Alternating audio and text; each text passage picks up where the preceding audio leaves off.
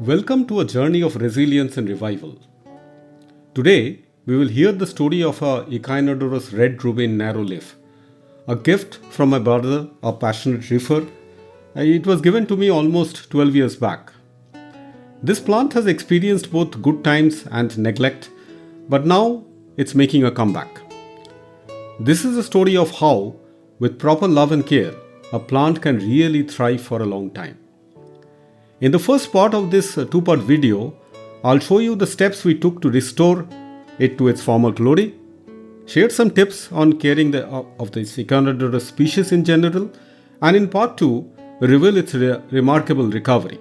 So, stick around my friends for valuable insights and let's get started.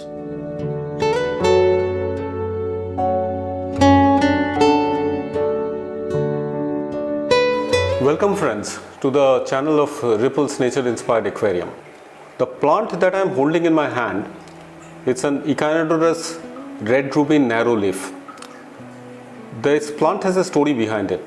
It was actually given to me by my brother, I think in the year 2011. At that point of time I thought that it is Echinodorus uruguayensis, a very favorite plant of mine, but later on I realized that it is Rubin narrow leaf. Those days it used to be a very rare plant. So this plant is now almost 12 years old, I think 2011, 2023, and we have used it in many aquascape. But as you can look at the state of the plant now, okay, it has really not been taken care of. It was here in one of the 6-feet aquascapes and we have dismantled it. And I thought that this being such a beautiful plant, it is so much old, I would like to give it many more years. I would really like to know for how many years an Amazon sword can live. And as you know, there are so many varieties of Amazon sword. It's a very, very robust plant, and its robustness is testimony to the fact that it is still thriving in this small glass.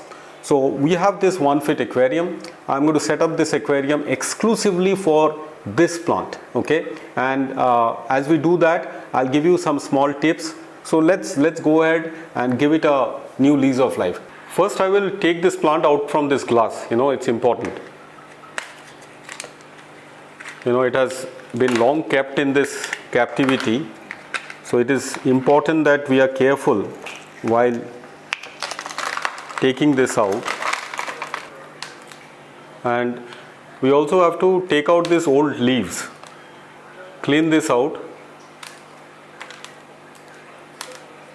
The roots are not in a very healthy state. So I don't know how well this plant will do, but we'll have to take a chance and hope that the resilient plant that it survives.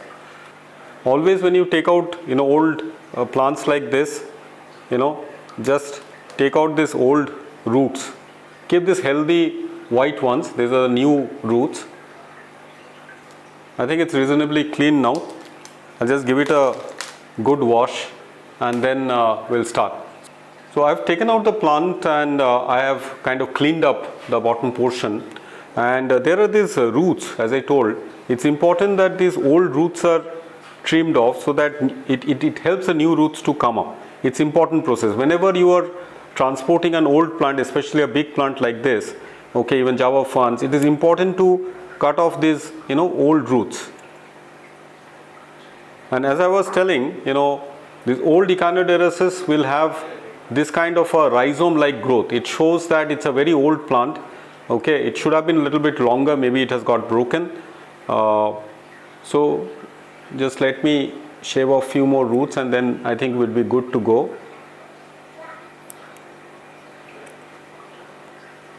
See that you don't damage the white new roots, because those are the things which is going to support the plant during its initial stage. It really has taken a lot of beating, so we hope that it survives. So I think I'm reasonably done. Now I'll start the setup. Remember, whenever you are using plants like Echinodorus, they are a very, very strong rooter. So it is important that we use some porous substrate like power sand. It's very, very important. It will help the roots to anchor well, and also for the plants to get a long-term stability, because it will house a lot of bacteria. I'm using the ADA Power Sand Basic S.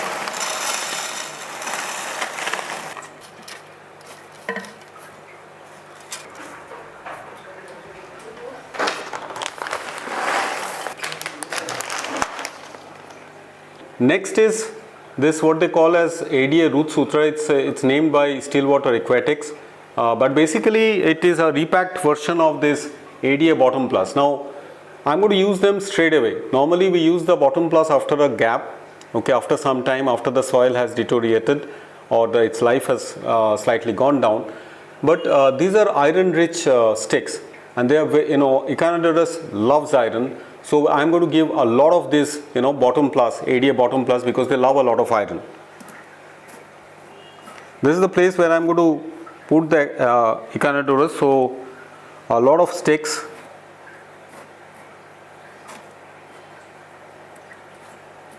I'm going to now just put a little bit of soil, and then we'll start the planting. Okay. Let me just give some soil, ADA Amazonia version 2.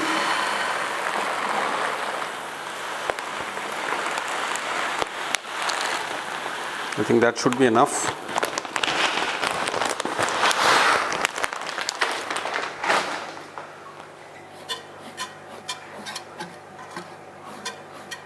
So the soil has been put in.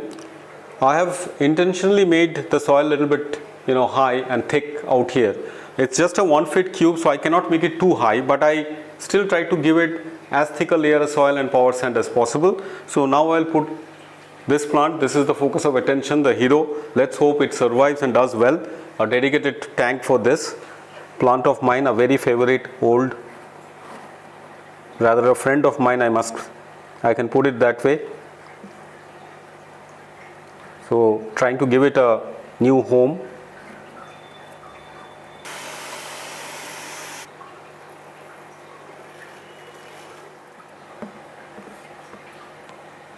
Well, there are a lot of videos on aquascaping.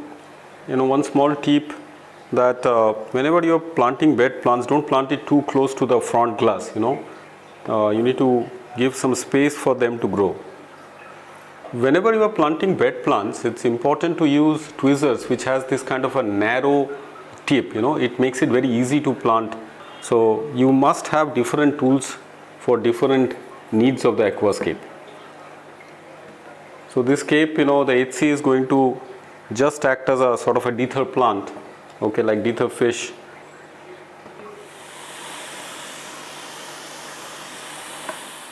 I'm also putting in some ranunculus inundatus here and there, just to give a touch of randomness so that the scape doesn't look very boring.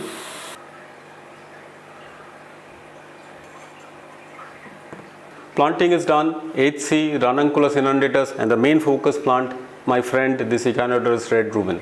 But as you have seen that it has gone through real rough weather, if that's a word to use, and we have to give the strength back. So we have given a lot of Amazonia soil, we have given a very thick layer of power sand, we have given it the bottom plus the iron. But there is one very important thing which is left. Whenever a plant goes through a lot of stress, or you are cutting the plants, okay, and in this case, the roots have to grow fast. So you need to give some hormone, okay, and I'm going to use this green gain hormone, which I normally use, the ADA green gain, 1 drop per 20 liter. This will help the cells to multiply faster, okay, and stabilize the plant. So that's it. We are going to put in water and start the filter. I really hope that this old plant of mine comes back to life. We'll be posting you updates one by one, week after week, okay, and maybe finally we'll see it in its full glory. Wish the plant the best, wish us the best. Thanks for watching.